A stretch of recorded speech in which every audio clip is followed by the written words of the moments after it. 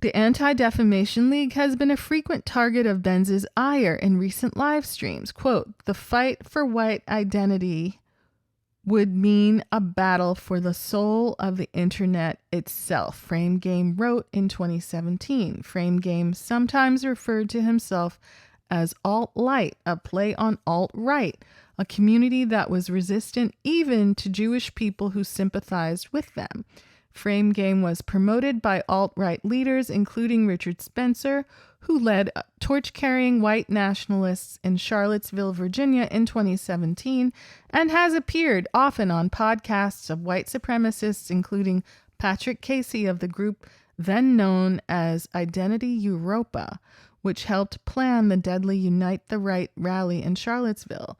On Canadian white supremacist Jean-François Garipi's podcast, Frame Game discussed his views that whites are being systematically replaced by non-whites, which he claimed Jews were responsible for. If I, quote, if I, a Jew, a member of the tribe, Hebrew schooled, can and think holy-ish H-man actually had some decent points, then no one is safe from hating you once they find out who is behind the white genocide happening all over the world, unquote, he wrote in another post. Woo! This guy, in interviews, oh boy. Does he still go? Does he go on Saturday? Do his people know what he's been up to? Anyway, in interviews with white nationalists, Frame Game said that he doesn't share the same end goals, such as a white ethno-state. Quote, I want white identity politics to grow like wildfire, unquote, he said in an interview with a white nationalist publication in 2018, adding that his goals weren't a white ethno-state, but a stop to, quote, ethnic identity politics in America, unquote, and to reverse, quote, white demographic suicide, unquote.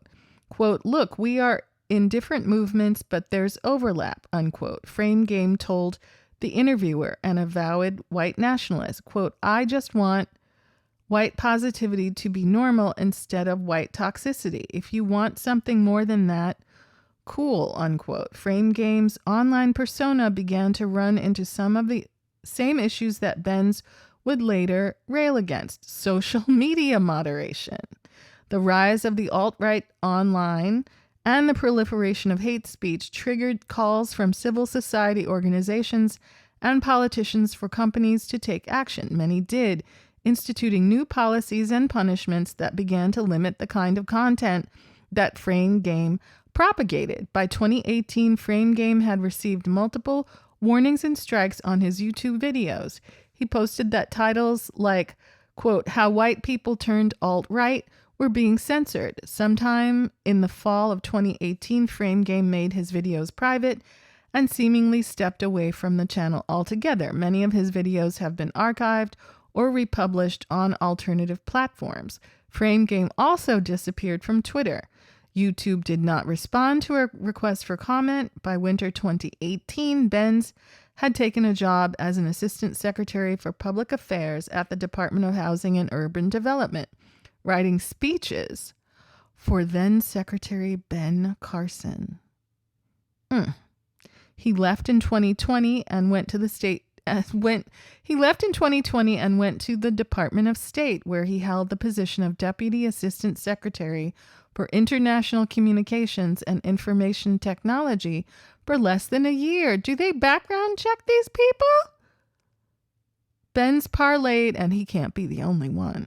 Benz parlayed his credentials, a background in law and a short stint in government, into a self-styled position of cyber expert, and offered his positions to a new group of lawmakers, activists, and journalists fighting against what they have deemed the censorship, quote, censorship industrial complex, unquote.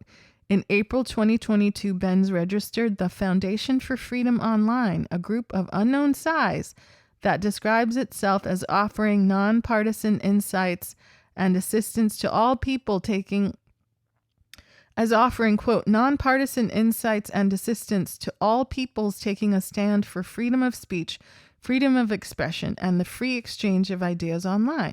Thus far, the foundation seems a vehicle for blog posts from Benz that have been promoted by Republican lawmakers in at least 2 official reports on alleged mass censorship. Benz also connected through Twitter Spaces with Matt Taibbi and Michael Schellenberger, 2 of the people whom Elon Musk had tapped to report out the so-called Twitter files. In March, Schellenberger appeared on the Joe Rogan Experience podcast and explained the importance of Benz to the Twitter files reporting, misstating his credentials as the, quote, head of cyber at the State Department, a senior guy named Mike Benz, unquote. Quote, it was hard to understand, unquote, Schellenberger said of Benz's research, which draws far-reaching links between disinformation researchers, Twitter employees, and state intelligence agencies, suggesting a widespread conspiracy. Quote, you have to really go through it in a packet. I used a bunch of it in my testimony. I talked to him. I interviewed him a lot. Benz appeared in the audience behind Schellenberger and Taibbi at a March hearing before the House Judiciary Select Subcommittee on the Weaponization of the Federal Government, nodding along as Schellenberger testified. He was quoted in reports that questioned the very existence of disinformation and disparaged researchers' texts that were used later as evidence in House and Senate subcommittee hearings, including Jordan's Weaponization Subcommittee.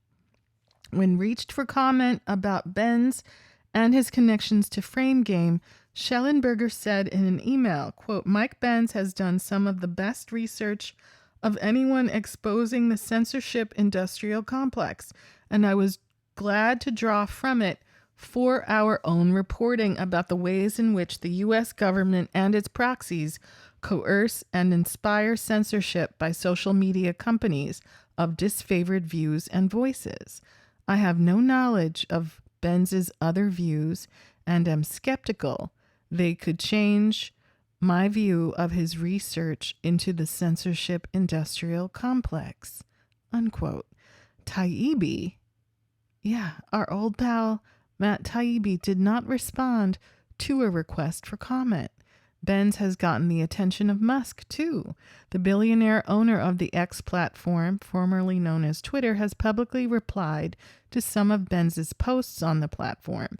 Benz at one point tweeted about how the leader of X's team meant to deal with disinformation and election integrity, claiming they were trying to, quote, rig election discourse on X, unquote. That person and others on the team were later fired, with Musk posting that the team was, quote, undermining election integrity.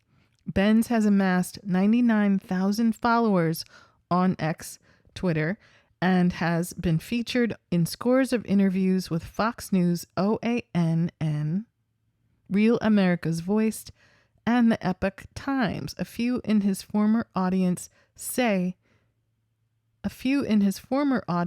they recognize Benz.